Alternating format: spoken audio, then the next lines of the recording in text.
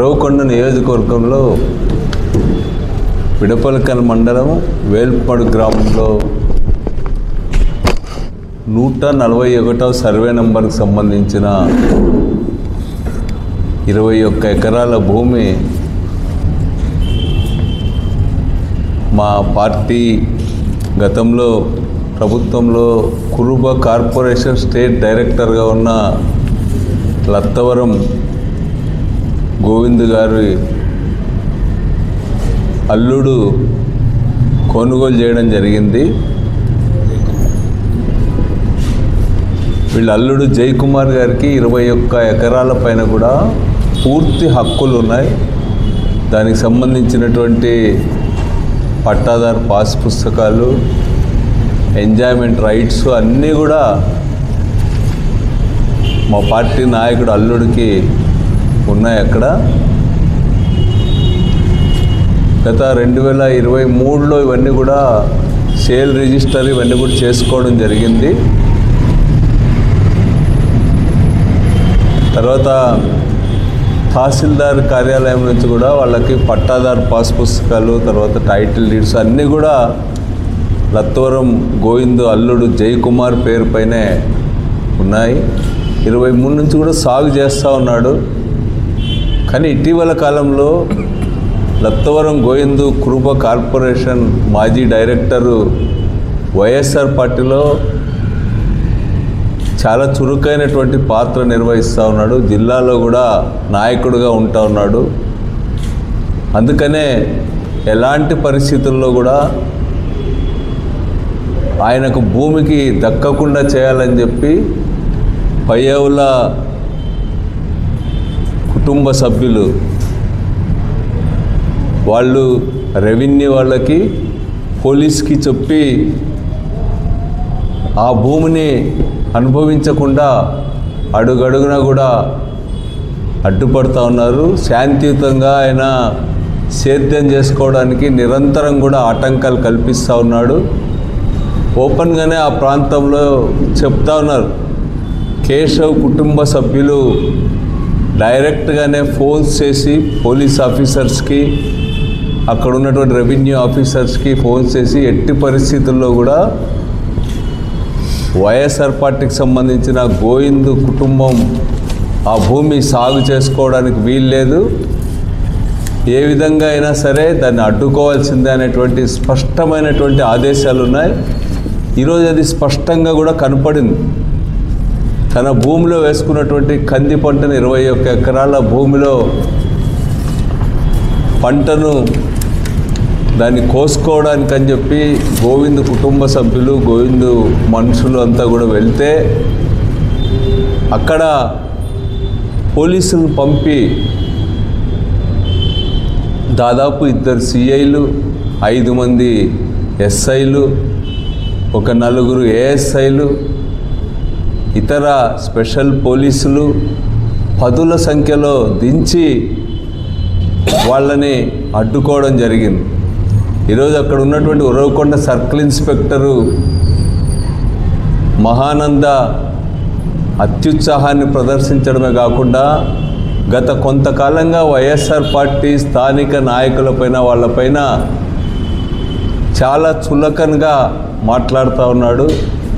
అహంభావం తలకెక్కి వ్యవహరిస్తూ ఉన్నాడు. ఆయన అక్కడ ఉన్నటువంటి ఈ బెల్ట్ షాపులు లేకపోతే లిక్కర్ షాపులో క్వార్టర్కి 10 రూపాయలు ఎంఆర్పి కంటే పైన అమ్ముతున్నవి ఆ సిఐ గారికి కనపడవు. సిఐ గారికి మట్టి దోపిడీ కనపడదు. లేకపోతే ఇంకొక అక్రమ వ్యాపారాలు బియ్యం విచ్చలవిడిగా దోలుతూ ఉన్నారు. వాటన్నింటిలో కమిషన్లు ఇస్తే రాజీ పడే ఈయన ఈరోజు కోర్టు ఆదేశాలను కూడా లెక్క చేయడం లేదు.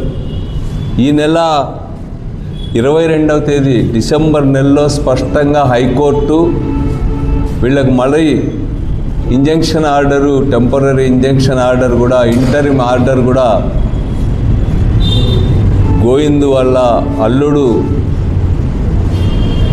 వాళ్ళకి ఎలాంటి ఆటంకాలు కల్పించకూడదని చెప్పి వాళ్ళు సాగు చేసుకోవడానికి అన్ని రైట్స్ ఉన్నాయని చెప్పి కూడా హైకోర్టు ఆర్డర్ కూడా ఇవ్వడం జరిగింది. అంతకుముందు సివిల్ కోర్టు కూడా అనంతపూర్లోనే వీళ్ళకే పూర్తిగా హక్కులు ఉన్నాయని చెప్పి ఇవ్వడం జరిగింది. కానీ జనార్దన్ నాయుడు అని తన సామాజిక వర్గానికి సంబంధించిన జనార్దన్పల్లికి సంబంధించిన ఆయన్ని రెచ్చగొట్టి ఆ భూమిని కాజేయడానికి ఈరోజు కుట్ర పన్నుతూ ఉన్నారు పయ్యావుల కుటుంబం వాళ్ళు.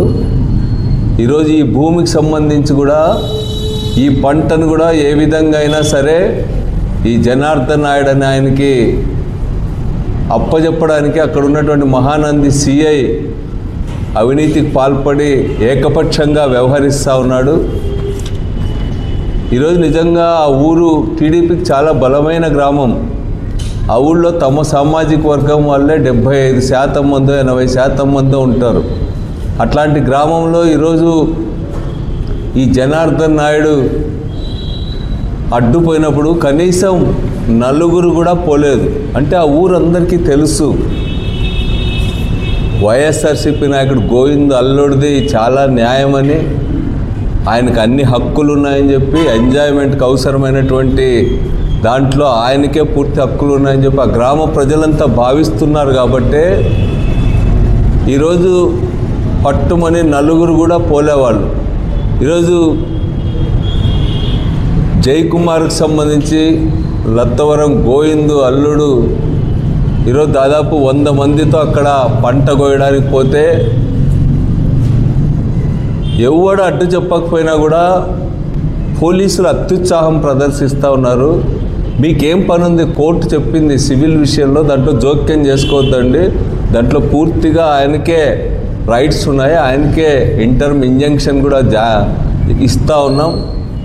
సివిల్ మ్యాటర్ ఇది. దీంట్లో పోలీసులు కానీ లేకపోతే అక్కడ ఆ వైపు జనార్దన్ నాయుడు వాళ్ళు మరో ముగ్గురు కానీ వాళ్ళు ఎవ్వరు కూడా జోక్యం చేసుకోవడానికి వీలు లేదని చెప్పి కోర్టు స్పష్టంగా చెప్పినా ఆ ఆర్డర్స్ని కూడా ఎప్పటికప్పుడు ఎస్పీ గారితో సహా అందరి దృష్టికి తీసుకెళ్ళినాం.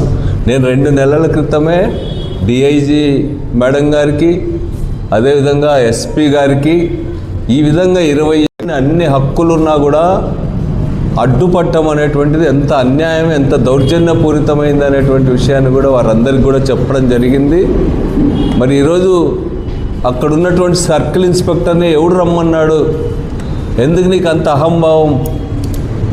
ఈ గవర్నమెంట్ ఏమైనా శాశ్వతంగా ఉంటుందని చెప్పి అనుకుంటా ఉన్నావా? నీ ఇష్టం వచ్చినట్టు ఎందుకు మాట్లాడుతున్నావు? ఆఫ్టర్ ఆల్ సిఐ, నువ్వేం పెద్ద పాలేగాడివే అట్లా మాట్లాడడానికి? నీ చేస్తున్న తప్పులన్నీ కూడా బయట పెట్టాల్సి వస్తుంది. జాగ్రత్తగా ఉండు. నువ్వు వైఎస్ఆర్సీపీ నాయకులంటే నీకు లెక్కలేదా? నీవన్నా జీతం తీసుకొని చేస్తున్నామో, వాళ్ళు జీతాలు ఏమీ లేకుండా ప్రజాసేవకు అంకితమై ఎన్నో ఏండ్ల నుంచి పనిచేస్తూ ఉన్నారు మా లీడర్స్. వాళ్ళని మాట్లాడే హక్కు, చులకనగా మాట్లాడే హక్కు నీకు ఎవడిచ్చినాడని చెప్పి అడుగుతా ఉన్నా. ఇట్లా విర్రవీగితే బొక్కబోర్ల పడాల్సి వస్తుందని చెప్పి సిఐ గారికి హెచ్చరిక చేస్తూ ఉన్నా. అదేవిధంగా కేశవ్ గారికి నీ ఆర్థిక శాఖను వెలగబట్టు. ఇట్లాంటి వేరేవాడెవడో కొనుక్కున్న భూముల్ని పేదవాళ్ళు, వెనుకబడిన తరగతుల వాళ్ళు, ఈరోజు కురుబలు పెద్ద సంఖ్యలో వచ్చినారు ఆయనకు సపోర్ట్గా గోవింద్కి. ఈరోజు కురుబలు అంటే అంత లెక్కలేదా నీకు? వాళ్ళ భూముల మీదకి నీ సామాజిక వర్గాన్ని రెచ్చగొట్టి ఆ భూముల్లోకి పంపిస్తావా? నువ్వు గలాట పెట్టుకోని గ్రామాల్లో గలాటలు పెట్టేకున్నారా మీరు మంత్రిగా? నీకేం తెలియదా? ఎవడికి రైట్స్ ఉన్నాయి, ఎవడు సాగు చేసుకోవాలా? నీకు బాధ్యత లేదా? ఒక మంత్రిగా ఉన్నావు, నీవు తప్పుడు ఆదేశాలు ఇస్తావా మీ పోలీస్ ఆఫీసర్స్కి, రెవెన్యూ వాళ్ళకి? ఏం పని ఉంది? అన్ని హక్కులున్నా, హైకోర్టు ఆర్డర్స్ గోవింద్కి అనుకూలంగా ఉన్నా ఈరోజు మీ రెవెన్యూ ఆఫీసర్లకి, పోలీసులకి ఏం పని ఉంది అక్కడ? ఎందుకు అడ్డం వచ్చినారని చెప్పి నేను అడుగుతా ఉన్నా. నీ ఆదేశాలు లేకుండా వాళ్ళు రారు, నీ ఆదేశాలతోనే వాళ్ళు ఇక్కడికి వచ్చినారు.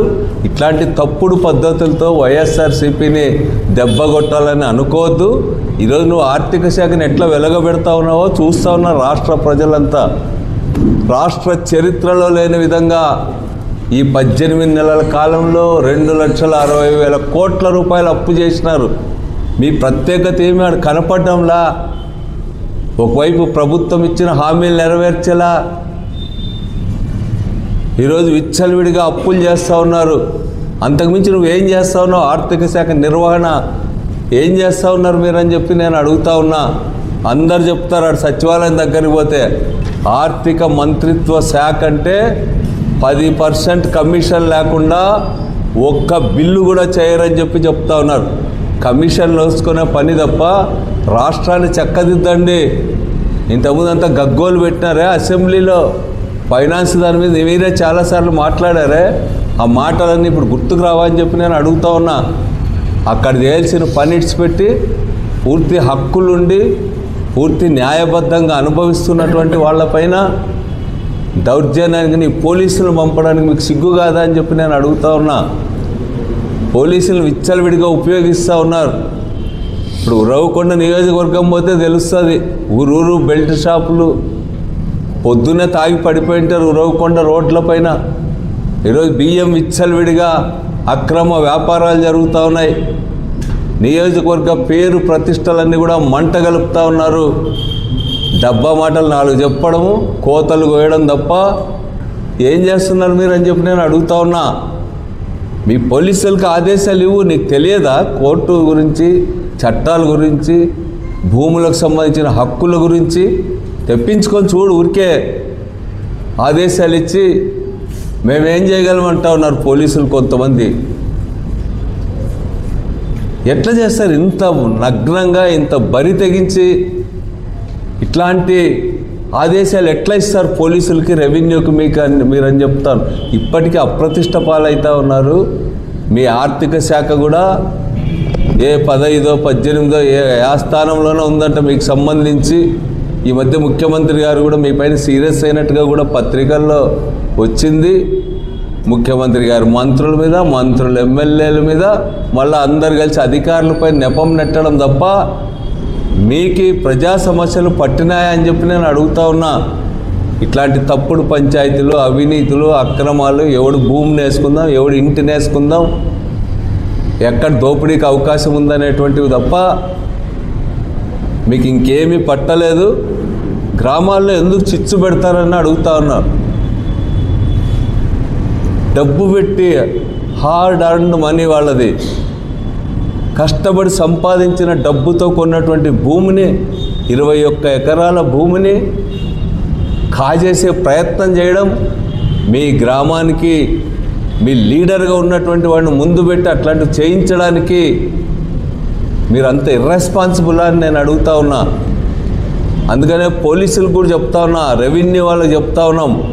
పట్టాదారు పాస్బుక్లు ఉన్నాయి, అన్ని టైటిల్స్ వాళ్ళ పేరు మీదే ఉన్నాయి. మీరు ఎట్లా ఎంటర్ అవుతారు? రాజకీయ నాయకుడు ఫోన్ చేస్తేనే మీరు చట్టాలు మారుతాయి, రూల్స్ మారుతాయి. మీకు అందరికీ ఏం పని ఉంది అక్కడ అని చెప్పి నేను అడుగుతాను. నా గ్రామంలో 100 మంది పోయి కష్టపడి సంపాదించిన ఆస్తిని కాజేసే వాళ్ళకి సహకరించడానికి మీకేమీ బాధ అనిపించడం లేదని అడుగుతా ఉన్నా. మీరందరూ కూడా మీ ఉద్యోగాలకి ఎసురు వస్తుంది ఇట్లా వ్యవహరిస్తే. కోర్టును ధిక్కరించి ముందుకు పోయినారంటే మీకు అవసరమైనటువంటి చట్ట ప్రకారం ఏం చేయాలో అవన్నీ కూడా చేస్తాం. మీరు చేసే దొంగ వ్యాపారాలు అన్నీ కూడా బయట పెడతాం. మీ అవినీతి అక్రమాలన్నీ కూడా బయట పెడతాం. వైఎస్ఆర్ పార్టీ తాత్కాలికంగా అధికారంలో లేనంత మాత్రాన మీ ఆటలన్నీ సాగుతాయని చెప్పి కలలు కనొద్దండి. మేము అడుగడుగున అట్లాంటి వాటిని ఎదుర్కొంటాం. మా కార్యకర్తలు ఏదో ఆస్తులు సంపాదించుకుని పైకి వచ్చిన వాళ్ళు కాదు, కష్టపడి ప్రజల పక్షాన్ని నిలబడి రాటు తేలినటువంటి వాళ్ళు. నీ తాటాకు చెప్పులకు భయపడేవాడు ఎవడు లేడని చెప్పి హెచ్చరిక చేస్తూ, ఇప్పుడు కూడా ఆ పంటనంతా కూడా ఏదో ఒక పద్ధతుల్లో